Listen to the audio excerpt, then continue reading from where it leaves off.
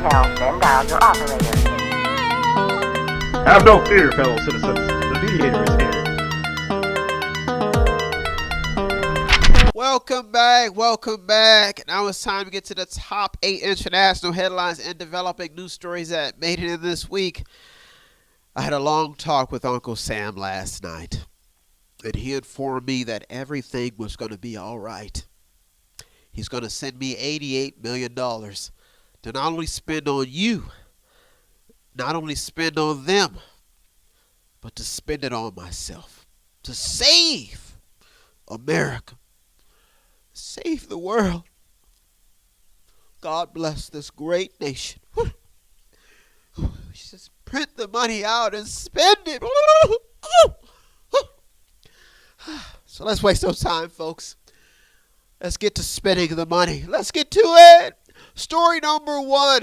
Drinking and smoking increased during the pandemic. One NPR headline points out a sharp rise in alcohol, liver disease, alcohol use among young women. This while some people are reported to still be living the high life while in their 60s, some even 20, 40, 50. They have no intention on planning to slow down at any time, according to this report. Now, another report says that cigarette sales reportedly increased during the pandemic, according to a USA Today article. It is also important to note that cigarette use was on the decline until the virus hit. Now, it's up 1%.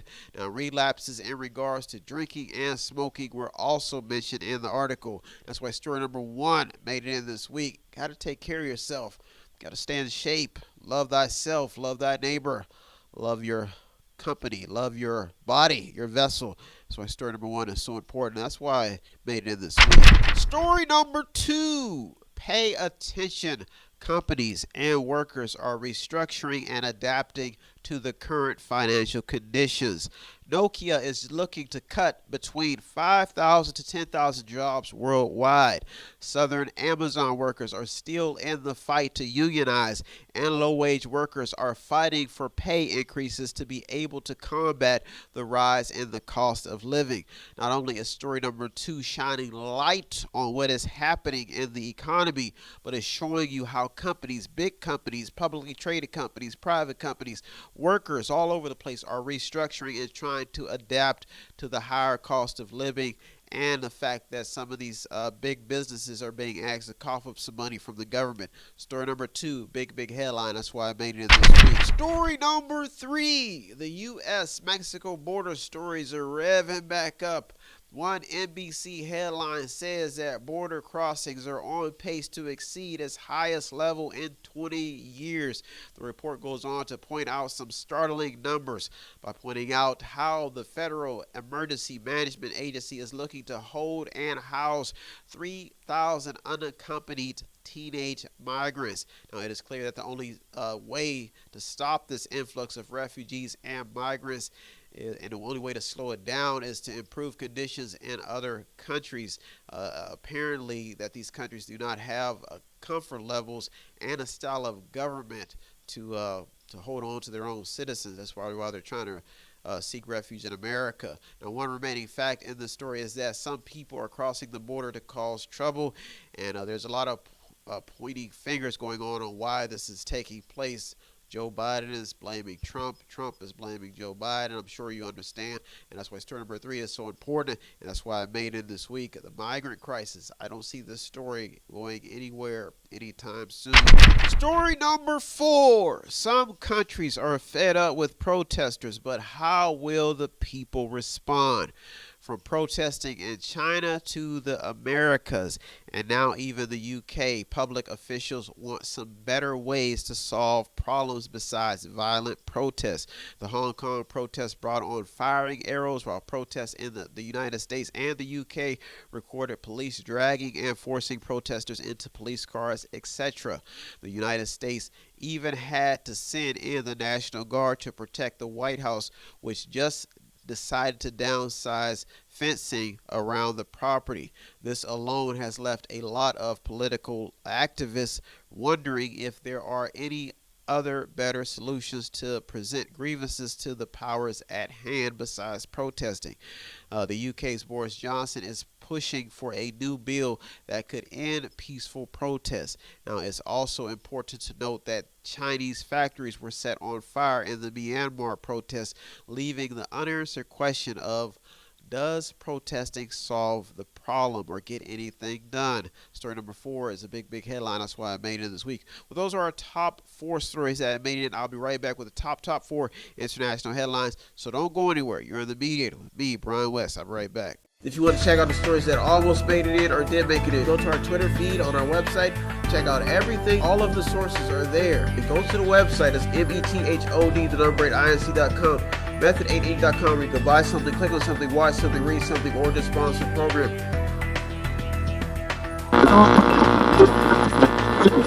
Welcome back. Now it's time to get to the top 4 international headlines and developing news stories that made it this week.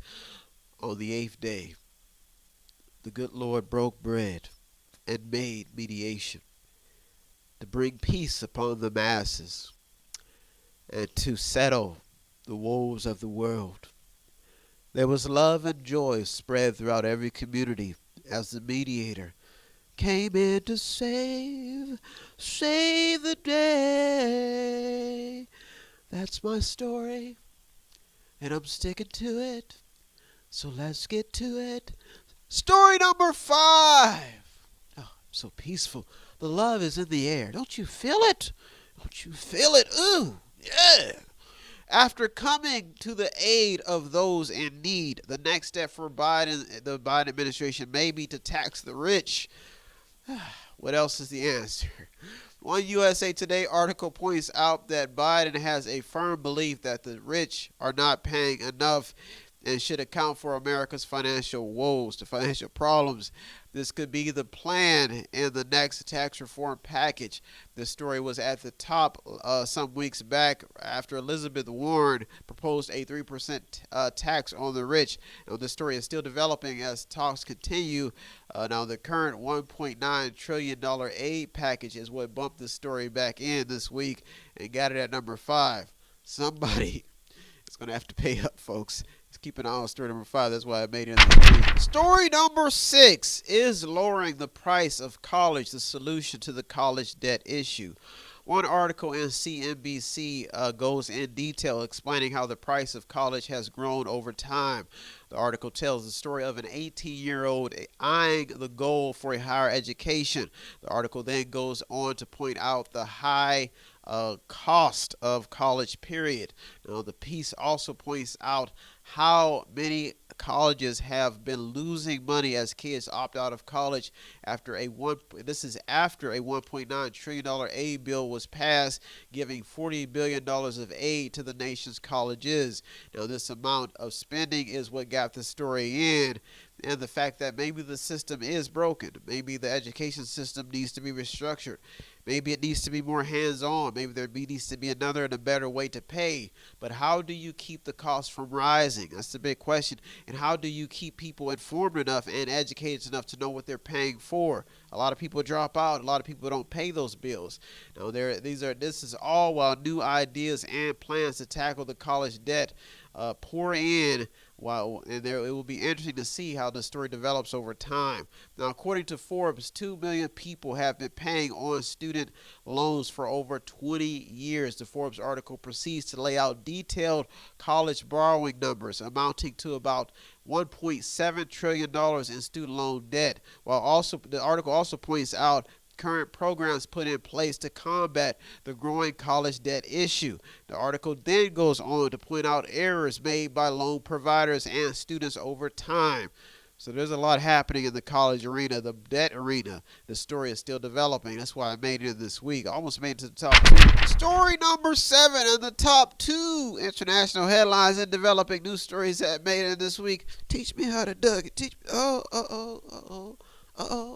Hazing and violence stories are hanging on in the headlines. Sex, drugs, and hazing rituals brought on by sorority groups are now being investigated at Indiana University. Such stories made headlines some years back, but crept back in the news after a student newspaper broke the story of a detailed pattern of rituals brought on by sorority groups. Some reported having to run through the woods buck naked, with no clothes on, while even being forced to snort lines of cocaine, crack, whatever, the white stuff. That's bad news. There have also even been reports that have been reported in which some members have lost their life pledging to some sorority and fraternity groups. This is bad news for college groups.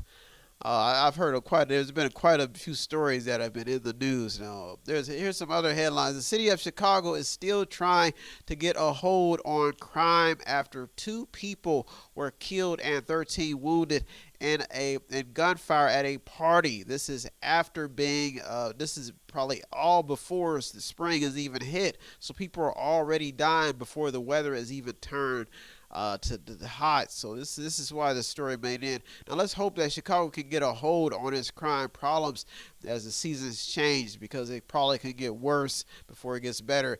A man who claimed that he was addicted to sex entered an Atlanta spa, then he shot and killed 8 people, leaving many to believe that it was a hate crime against Asian Americans, because some of these people were Asian. That's why story number 7 made it to the top 2 this week. We got to start spreading some love. Ladies, the ladies, why are we killing women? They're blessing us with their presence, their holiness, and giving us a chance to increase our estrogen and levels of excitement for another day. Be gentle with the ladies. Let's not kill them. Thou shalt not kill thy women. Story number 7. Big headlines. Why I made it this week. Story number 8 and the top international headline and developing news story that made it this week. It's here. I made it. People are blaming COVID-19 for an increase in suicides and drug overdoses. Jesus, work it out. Baby need a pair of shoes. States are in the fight to stop an increase in suicides and drug overdoses. 81,000 people are reported dead from drug overdoses in a report by Axios between June 2019 and May 2020. It's a lot of people getting high, getting overdosed. Whatever happened to get high off the Lord? Don't you believe it? Don't you believe it? Woo. Parents are reporting that COVID-19 is affecting the mental health of their children, especially their teens, because they are spending a lot of time on social media and falling into depression, etc. Nebraska Governor Ricketts he's taking a stance against legalizing marijuana. He says that the drug is going to kill your kids. I'm in love with Mary Jane. She's my main thing. She's gonna kill me once. He makes my heart sing. A lot going on inside of story number 8. I still get it. But the fight to defeat COVID-19, ladies and gentlemen, is still on. You better believe it. Well, those are our top 8 local headlines and developing international headlines and developing news stories that made it this week. I hope you got something out of today's program. I always get something out of doing the research. As usual, I'd like to thank all the news outlets, the people on the front lines, the media, the journalists, the people that keep us informed. You deserve all the credit. I'm just a mediator, reciting and relooking, navigating the news to keep you informed, to find the top stories that will keep you on your toes, understand what's going on. If you want to show some support here on the things that I do, networking, moving around, doing my thing, all you have to do is visit the website on the screen, buy something, click on something, watch something, read something, or just sponsor a program. Well, I'll do it all over again. Next week, look to over 200 or more stories to keep you informed, doing what I can do, the best I can do with my allotted amount of time on this planet. So thank you so much for tuning in this week. Have a good week, everybody. Thank you for tuning into the media with me, Brian West. Peace. If you need help, then dial your operator. Have no fear, fellow citizens. The Mediator is here.